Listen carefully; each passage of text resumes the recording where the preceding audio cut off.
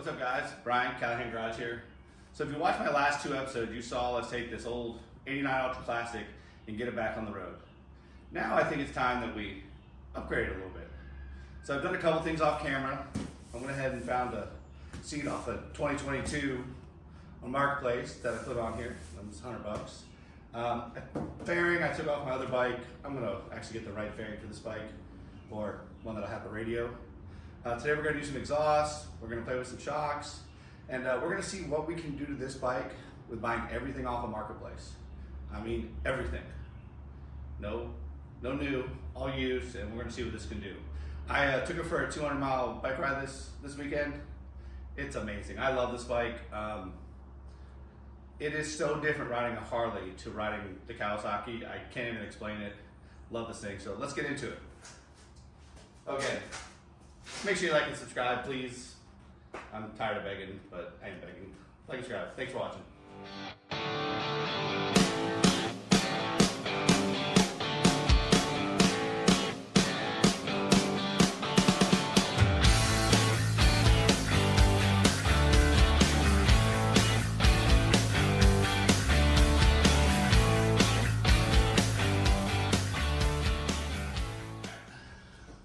Alright guys, so first let's talk about our seat options. So I bought a bunch of different ones, not saying you need to do that, but I bought a bunch of ones so we can kind of test how it fits. So this is our original. That is off a Sportster. This is off a Road King. And this is off a CVO. Now this is probably a 2008.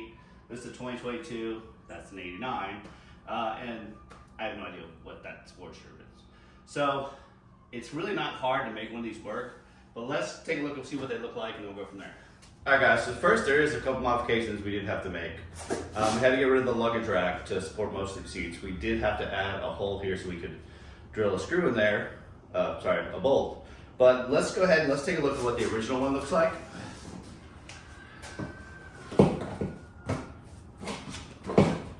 So that is your original Ultra Classic seat.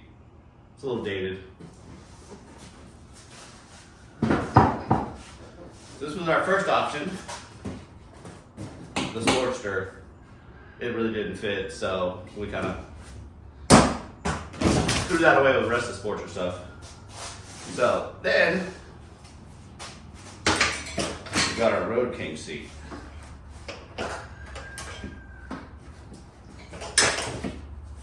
Now this one actually did fit pretty well. We have to adjust the front just a little bit. It is a really good option. I paid $50 for this seat. You have to basically, you grind a little bit on the front, we have to adjust the hook on the front, but basically we could get it to sit up a little further, something a little bit like that. Really good option. You can find these for 50 to 100 bucks. I paid $50 for this one, and it came with two helmets. So, and it's dirty, but it cleans it really nice. So let me show you the option I actually went with. So this is off, I believe, a CVO. Actually got it for free. The guy had put a new seat on his 2022 and didn't need it in his garage. I offered to pay for it, and he said, nope, you can have it for free. So this is what I ultimately went with. We had to modify the clip up front just a tiny, tiny bit. And again, add that hole in the back. But look at how updated the bike looks just with this small little thing. Now, I've seen these anywhere from 100 to 250. I think it's a little steep. I don't think I'd pay less than 100 bucks for one of these. And again, thankfully I got mine for free, which was really, really nice. So that's ultimately what we went with. Now, a couple modifications you're gonna have to think about when you actually do a seat is you will actually have to drill a hole. What I did is I drilled a smaller hole, then used the bolt size that I wanted and actually cut threads in this steel. This is pretty thick steel, so it's actually worked. I've taken the seat on and off again. It's got a bolt there. Now you do have to modify the front. This was a quick modification where we went ahead and just grind this away. I know it looks butchered, time. Don't want to have a lot of it sometimes. So, but it actually works. So it actually just hooks right in, and a really comfortable ride. Like I said, I drove this on a 200-mile bike ride. Love it. It was a really good option. But those are two. So really, if you want to put a newer Road King or any kind of one of these newer CVOs, it'll definitely improve the feel of the bike and the look of the bike. I mean, this thing is so much more comfortable than that big old bulky thing. Plus, this is a very kind of tall bike, so I was having trouble kind of putting my feet on the ground without falling over. So by adding this seat, I've actually got a lot better feel on the bike. All right, we'll get back to you guys here in a little bit. So we got the seat worked out. We're definitely going to go with the CVO seat. It's really nice. Now let me show you a couple of things I picked up. So we have dual exhaust on this. I don't really like the look of it. It sounds okay. So what it is, I picked up 2 cans. These are takeoffs of a 08, 09. I paid $50 for these. So you can take the baffles out. You can actually get new baffles, and you can actually just, spend a little more and you can buy the actual mufflers that you want. But I'm trying to do this on a budget and see what we can do. All right, so this is what came on the bike. Let's get that one first.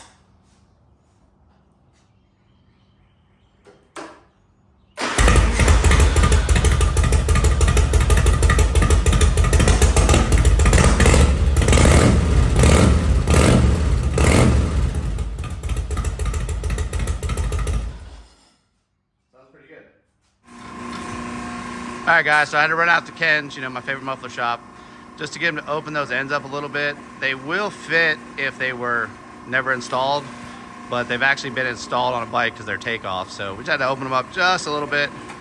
And shout out to Ken's as always. They do all my exhaust work. Thanks, brother. I appreciate it. Appreciate it, buddy. All right, these are the $50 CVO takeoffs that are like 08 or 09. Let's see how they sound.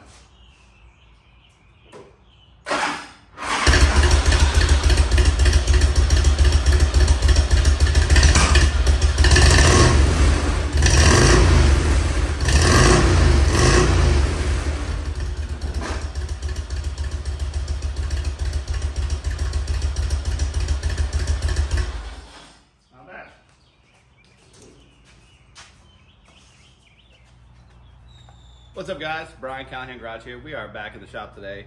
I had my air shocks were leaking on this thing, so I wanted to replace them. They want a lot of money for these air shocks, and shocks in general.